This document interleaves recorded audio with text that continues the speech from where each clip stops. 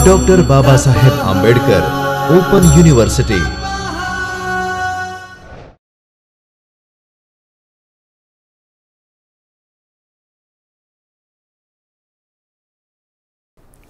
नमस्ते मित्रों गया व्याख्यान में आपणे बढती विषे विगत माहिती मेळवी हती।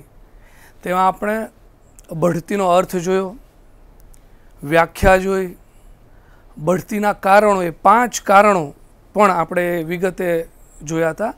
बढतीना धोरणों अने आदर्श बदली प्रथाना लक्षणों जोया था। एवा 10 लक्षणों आपणे जोया था। आजना व्याख्यान में आपणे बदली विषे विगत माहिती मेळवशुं, जेमां आपणे बदलीनो अर्थ, तेनी व्याख्या, बदलीना कारणों, बदली सामे विरोध तथा तेने सावचेतीना पगलाओ। आ बहु महत्वनो मुद्दो छे मित्रों।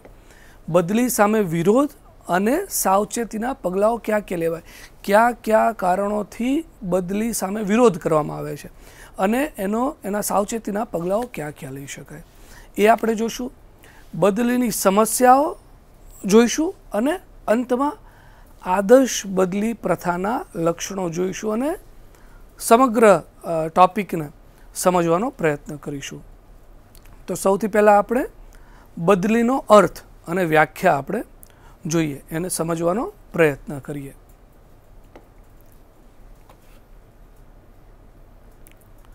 बदलीनो अर्थ ने व्याख्या आप स्क्रीन पर जोई शको छो मित्रों।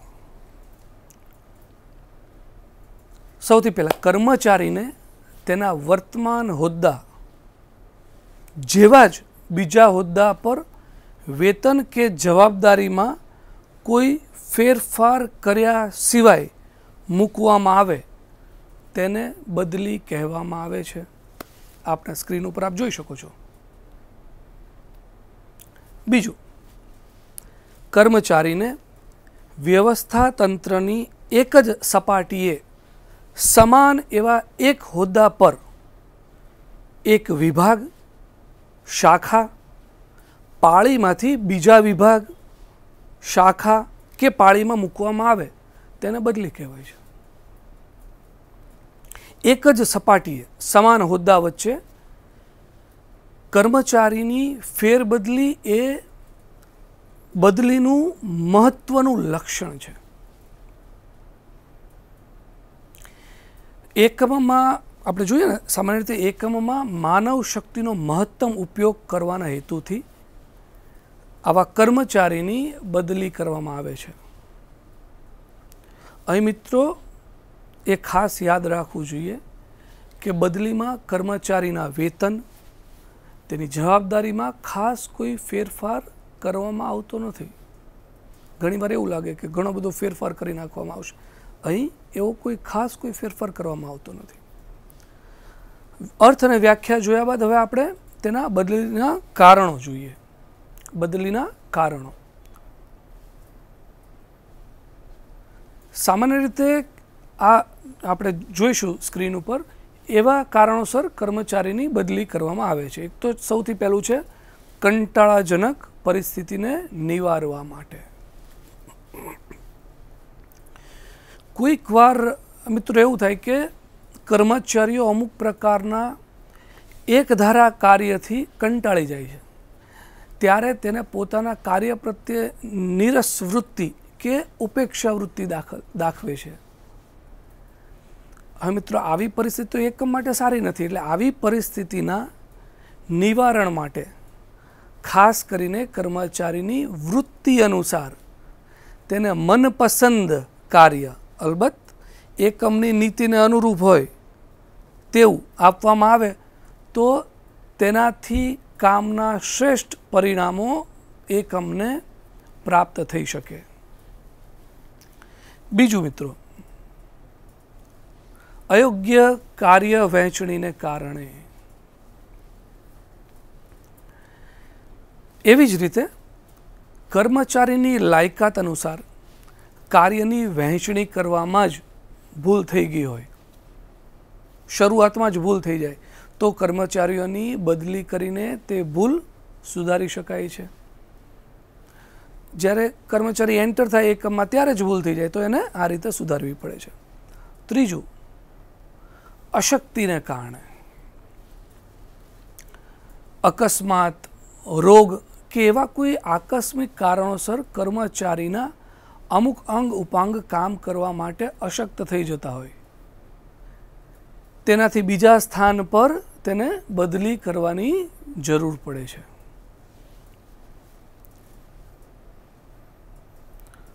પુનઃરચનાને કારણે, મિત્રો પુનઃરચનાને કારણે એટલે શું? એક કારણ છે પુનઃરચના. કોનું પુનઃરચન? પુનઃરચના કોની કરવાની છે એ પણ એક મહત્વનું છે. એ જોવું પડે આપણે કે એકમની પુનઃરચનાને કારણે જ્યાં વધુ જરૂર જણાય ત્યાં કર્મચારીને બદલી શકાય. લાગે કે અહીંયા ઓછા છે અને અહીંયા વધુ છે, તો જ્યાં વધુ જરૂર જણાય ત્યાં એને મૂકી શકાય, બદલી કરી શકાય. કોઈવાર અમુક વિભાગમાં કર્મચારી પ્રમાણ વધારે હોય, જ્યારે અમુક વિભાગમાં તદ્દન ઓછું હોય, તો તે વિભાગમાંથી જરૂરિયાતવાળા વિભાગમાં કર્મચારીની બદલી કરી શકાય. છુપી શક્તિ બહાર લાવવા. છુપી શક્તિ એટલે શું? કોની છુપી શક્તિ? એકમની, કર્મચારીની, યુનિયનની, કોની? કોઈ કર્મચારી ચિથરે વીંટાયા રતન જેવા હોય છે, તેમની છુપી શક્તિ બહાર લાવવા માટે તેમની બદલી કરવામાં આવે છે.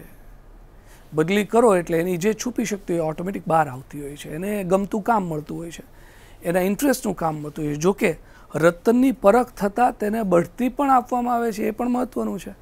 જ્યારે ખ્યાલ આવે કે આ તો બહુ કામનો વ્યક્તિ છે, એનામાં બહુ શક્તિઓ રહેલી છે, તો તેને બઢતી પણ આપવામાં આવે છે. મિત્રો, આટલું જોયા પછી હવે આપણે બદલી સામેનો વિરોધ તથા સાવચેતીના પગલાઓ જોઈએ. બદલી સામે વિરોધ તથા સાવચેતીના પગલાઓ એટલે શું? બદલી આવી સામાન્ય રીતે જ્યારે બદલી કરવામાં આવતી હોય ત્યારે એની સામે વિરોધ પણ થાય અને એની માટેના સાવચેતીના પગલાઓ પણ લેવામાં આવતા હોય છે. એ વિશે થોડી માહિતી મેળવીએ. કર્મચારીની બદલી વ્યવસ્થા તંત્રની સમાન સપાટીએ સમકક્ષ હોદ્દા પર જ કરવામાં આવતી હોવા છતાં કોઈવાર, બહુ રેર કેસમાં આવું બનતું હોય છે, કોઈવાર કર્મચારીઓ બદલી પ્રત્યે નારાજગી અથવા તો કચવાટ કે વિરોધ વ્યક્ત કરતા હોય છે. કારણ કે બદલીની અસર માત્ર કર્મચારીઓ પૂરતી સીમિત ન રહેતા કર્મચારીના કૌટુંબિક અને સામાજિક જીવન સુધી તે ફેલાય છે. ખાલી તેના પૂરતું નથી, એના કૌટુંબિક અને સામાજિક જીવન સુધી ફેલાય છે. જો બહારગામ, અવિકસિત કે પછાત વિસ્તારમાં બદલી થઈ હોય તો ત્યાં રહેઠાણ, સામાજિક સંબંધો, બાળકોની શાળા, કોલેજ, એના પ્રશિક્ષણના પ્રશ્નો, એના પ્રશિક્ષણના પ્રશ્નો, આનુષંગિક પ્રવૃત્તિઓ વગેરેમાં પારાવાર મુશ્કેલીઓ પડે છે. આ બધું જ ધ્યાનમાં રાખીને એની ટ્રાન્સફર, બદલી કરવાની હોય છે. મિત્રો, કોઈ વાર એવું બનતું હોય છે કે વિભાગીય અધિકારી પોતાના અનુભવી, કાર્યદક્ષ કર્મચારીને જતો કરવાનું ઈચ્છતા ન હોય તો તેના તરફથી પણ વિરોધ થઈ શકે છે. ખાલી કર્મચારી જ નહીં, તેના ઉપરી અધિકારી તરફથી પણ વિરોધ થતો હોય અને આવું સામાન્ય રીતે જોવા મળતું હોય છે. વળી કર્મચારીઓની બદલીથી કર્મચારીને નવા સ્થળથી ટેવાતા સમય લાગે છે કે શારીરિક, માનસિક પ્રતિકૂળતાને લઈને ન ટેવાઈ શકે તો કર્મચારીની કાર્યદક્ષતા ઘટે છે. આપણને એમ લાગે કે સારું રિઝલ્ટ મળશે, એ સામેની કાર્યદક્ષતા ઘટે. તેની સીધી અસર એકમના માલ સેવાના ઉત્પાદન પર પડે છે, અર્થાત એકમના પ્રોડક્શન પર પડે, તેની પ્રોડક્ટિવિટી પર પડે. અલબત્ત શિક્ષાત્મક પગલાંના ભાગરૂપે બદલી કરવામાં આવે તો તેનો વિરોધ થાય તે સ્વાભાવિક છે. મજૂર સંઘો પણ આવી શિક્ષાત્મક બદલી સામે પોતાનો સૂર પુરાવે છે. મિત્રો, બદલી સામે કોઈ કચવાટ વિરોધ ન ઉદ્ભવે અથવા વિરોધ થયો હોય તો તે શમી જાય તે માટે સંચાલને સાવચેતી દરકાર લેવી જોઈએ, સાવચેતીપૂર્વકના પગલાઓ લેવા જોઈએ. આ માટે કર્મચારીની બદલી અંગે ચોક્કસ નીતિ ઘડી તેનું ચુસ્ત પાલન કરવું જોઈએ. એની માટેની નીતિ સ્પષ્ટ હોવી જોઈએ, ચુસ્ત હોવી જોઈએ. આડેધડ કે બેફામ બદલી અટકાવી દેવી જોઈએ. કર્મચારીઓને વિશ્વાસમાં, જે તે કર્મચારીને વિશ્વાસમાં લેવો જોઈએ કે જેથી કર્મચારીઓના મનમાં તેજોદ્વેષનું, અન્યાયની શંકાનું કારણ ન રહેવા પામે. તેને એવો કોઈ ડાઉટ ન રહે કે મને પનિશમેન્ટના ભાગરૂપે આ બદલી આપવામાં આવે છે. કર્મચારીની બદલી કરતા પહેલાં તેના વિભાગીય અધિકારી કે અધ્યક્ષને પણ, ખાલી કર્મચારીનો નહીં, તેના વિભાગીય વડા અધ્યક્ષને પણ વિશ્વાસમાં લેવા જોઈએ. વળી કર્મચારીની નિમણૂક વખતે બદલીની જોગવાઈઓની જાણ કરી કર્મચારીને લેખિત સ્વીકૃતિ મેળવી લેવી જોઈએ. કર્મચારીની ત્યારે જ તે લેખિત સ્વીકૃતિ મેળવી જોઈએ કે ભાઈ મને ટ્રાન્સફર બદલી થશે તો કોઈ વાંધો નથી કે કોઈ વિરોધ નથી, નહીં રહેવા પામે. મજૂર સંઘો સાથે પણ જરૂરી સંપર્ક આ બાબતે મેનેજમેન્ટે જાળવી રાખવો જોઈએ. હવે મિત્રો, આપણે આગળ વધીએ. બદલી સામે વિરોધ તથા તેના સાવચેતીના પગલાં જોયા. હવે બદલીની સમસ્યાઓ જોઈએ. બદલીની કઈ કઈ મુખ્ય સમસ્યાઓ છે? બદલીની સમસ્યાઓ, મુખ્ય પ્રશ્નો ક્યાં ક્યાં છે એ આપણે સમજવાનો અહીં પ્રયત્ન કરીએ. તો સૌ પહેલો પ્રશ્ન આવે, એની સમસ્યા આવે કે બદલીના ધોરણો. એકમે બદલી માટેના ન્યાયી ધોરણો નક્કી કરવા જોઈએ. કર્મચારીનો સંતોષ થાય અને એકમનું હિત સચવાય તેવી રીતે તે ધોરણો નક્કી કરવા, તે એક પ્રશ્ન છે. આમ છતાં પણ સામાન્ય રીતે દર 3 વર્ષે કે 5 વર્ષે એમ સમયાનુક્રમે બદલીનું ધોરણ નક્કી કરવામાં આવે છે. આમ છતાં કોઈ વાર મિત્રો જોઈએ તો કોઈક વાર વિશિષ્ટ સંયોગોમાં બદલી કરવામાં આવે છે. દાખલા તરીકે ટ્રાવેલિંગ સેલ્સમેન અકસ્માતમાં પોતાનું શરીરનું કોઈ એક અંગ ગુમાવે તો તેની અન્ય કોઈ વિભાગમાં બદલી કરવામાં આવે. એનું પરિણામ શું આવે? એના પરિણામે તેની આવક ટકી રહે, એને બીજામાં ટ્રાન્સફર કરવામાં આવે, બીજા ડિપાર્ટમેન્ટમાં. કોઈ વિભાગ બંધ કરવામાં આવે ત્યારે પણ તે વિભાગના જે તે કર્મચારી ત્યાં કામ કરતા હોય તેઓની અન્ય વિભાગમાં બદલી કરવામાં આવે. મિત્રો, ખાલી કર્મચારી એક કામ કરતો એવું નથી, એની પાછળ તેનું આખું કુટુંબ નિર્ભર હોય છે. આથી એક પોઝિટિવ એટીટ્યૂડ સાથે એકમ કામ કરતું હોય છે ને આ રીતે એની ટ્રાન્સફર કરવામાં આવે છે. બીજું છે મિત્રો, માનવ શક્તિનો મહત્તમ અને શ્રેષ્ઠ ઉપયોગ. એકમના કર્મચારીઓની શક્તિનો મહત્તમ ઉપયોગ થઈ શકે તે હેતુથી પણ બદલી કરવામાં આવે છે. કર્મચારીઓની લાયકાત અનુસાર કામની સોંપણી ન થઈ હોય ત્યારે આવી ભૂલ સુધારવા માટે કર્મચારીઓની બદલી થાય છે. જો કે આવી રીતે બદલીથી કર્મચારીમાં અસંતોષ વધવો ન જોઈએ, નહીં તો બદલીની સમસ્યા ઊભી થવાનો સંભવ રહે છે. ત્યાર પછીનું, એક વિભાગ અથવા શાખામાં બદલી. એક વિભાગ અથવા તો એક શાખામાં, જે તે શાખામાં એક વિભાગમાંથી બીજા વિભાગમાં અથવા એક શાખામાંથી બીજી શાખામાં નિયમ અનુસાર બદલી થતી હોય છે. દાખલા તરીકે દર 3 વર્ષે એક શાખામાંથી બીજી શાખામાં બદલી અંગેના નીતિ નિયમો નક્કી કરવા પડે છે.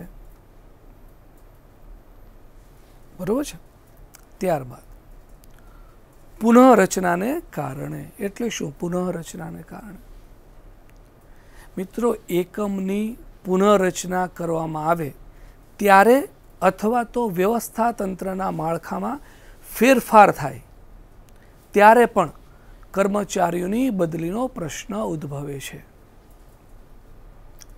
દાખલા તરીકે પુનઃરચનાને કારણે કોઈ વિભાગમાં કર્મચારીઓની સંખ્યા જરૂરિયાત કરતાં વધારે હોય તો તે વિભાગમાંથી જે વિભાગમાં કર્મચારીઓની સંખ્યા જરૂરિયાત કરતાં ઓછી હોય, જે વિભાગમાં જરૂરિયાત કરતાં વધુ છે અને જે વિભાગમાં જરૂરિયાત કરતાં ઓછી છે, ત્યાં ઓછી હોય તે વિભાગમાં કર્મચારીની બદલી કરવામાં આવે છે. બદલી પ્રથા ન્યાય નીતિને સુસંગત વિવિધ કારણોસર કર્મચારીની બદલી કરવામાં આવે તે કંપનીના હિતમાં અને કર્મચારીઓને સંતોષ થાય તે રીતે ન્યાય નીતિને સુસંગત હોવી જોઈએ.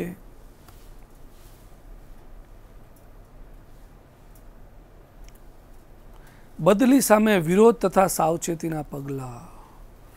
બદલી સામે વિરોધ તથા સાવચેતીના, હવે આપણે અગાઉ આ બાબતે ચર્ચા કરી અને આપણે ડિટેલમાં એની માહિતી મેળવી છે.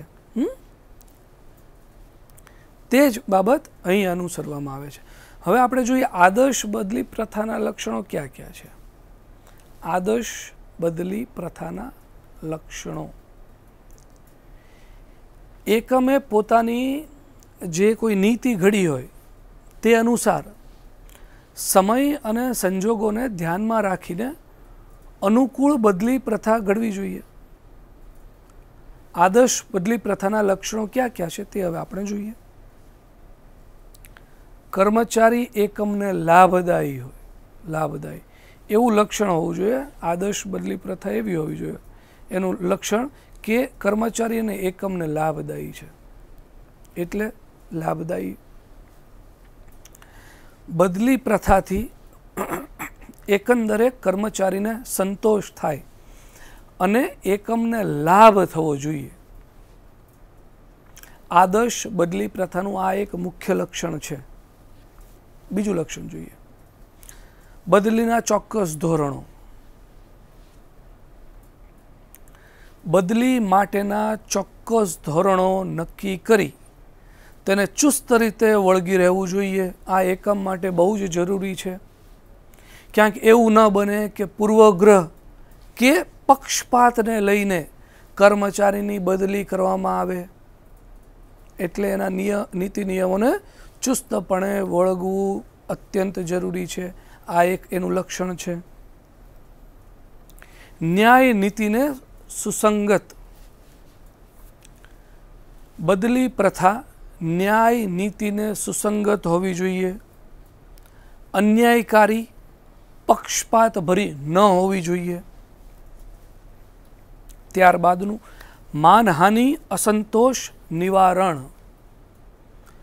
માનહાનિ અસંતોષ નિવારણ એટલે કયા સંજોગોમાં, કયા કારણોવશ કર્મચારીની બદલી કરવામાં આવે છે તેના કારણો કર્મચારીને જણાવવા જોઈએ. કર્મચારીને માનહાનિ કે અસંતોષ ન થાય તેનું અહીં ખાસ ધ્યાન રાખવું જોઈએ. ત્યારબાદ છે માહિતી પ્રેષણની વ્યવસ્થા. આદર્શ બદલી પ્રથાના ઘડતર માટે યોગ્ય માહિતી પ્રેષણ વ્યવસ્થા હોવી જોઈએ. યોગ્ય એટલે બંને સાઈડ એટલી જ સરસ રીતે થવી જોઈએ, યોગ્ય હોવી જોઈએ. ફરજો અને જવાબદારીનું ઘડતર. બદલી પ્રથાને સફળ બનાવવાના પ્રત્યેક હોદ્દાના કાર્યો, ફરજો, જવાબદારીઓ નક્કી કરી કર્મચારીઓને તેની જાણ કરવી જોઈએ. ફરજો અને જવાબદારી અહીં એનું ઘડતર સ્પષ્ટ હોવી જોઈએ. ત્યારબાદ છે સુવિધાઓ જોખમાય નહીં. બદલી કરવામાં કર્મચારીની વ્યક્તિગત સુવિધાઓ જોખમાય નહીં તેની ખાસ કાળજી રાખવી જોઈએ. તેની વ્યક્તિગત સુવિધા જો અનઇઝીનેસ એને થશે એટલે તરત પ્રશ્નોનું સમસ્યાઓ ઉદ્ભવશે. બદલી પ્રથા પરિવર્તનશીલ હોવી જોઈએ. બદલી પ્રથા ગતિશીલ હોવી જોઈએ. સતત પરિવર્તનશીલ સમયમાં જડ અને રૂઢિગત બદલી પ્રથા સમય સાથે તાલ મિલાવી શકે નહીં. માટે બદલી પ્રથા એકમની બદલી પ્રથા પરિવર્તનશીલ હોવી જ જોઈએ. આ તેનું મુખ્ય લક્ષણ છે મિત્રો. તો મિત્રો, આજના વ્યાખ્યાન આપણે વિરામ આપીએ છીએ. આજના વ્યાખ્યાનમાં આપણે બદલી વિશે વિગતે માહિતી મેળવી, જેમાં આપણે બદલીનો અર્થ, વ્યાખ્યા, બદલીના કારણો, બદલી સામે વિરોધ તથા તેના સાવચેતીના પગલાઓ, બદલીની સમસ્યાઓ અને છેલ્લે આદર્શ બદલી પ્રથાના લક્ષણો જોયા અને સમગ્ર વિષયને, સમગ્ર ટોપિકને સમજવાનો આપણે પ્રયત્ન કર્યો. બીજા સેશનમાં આપણે બીજા મુદ્દા સાથે આવશું, બીજા યુનિટ ટોપિક સાથે આવશું. ત્યાં સુધી રજા આપો. નમસ્તે. સ્વાધ્યાયઃ પર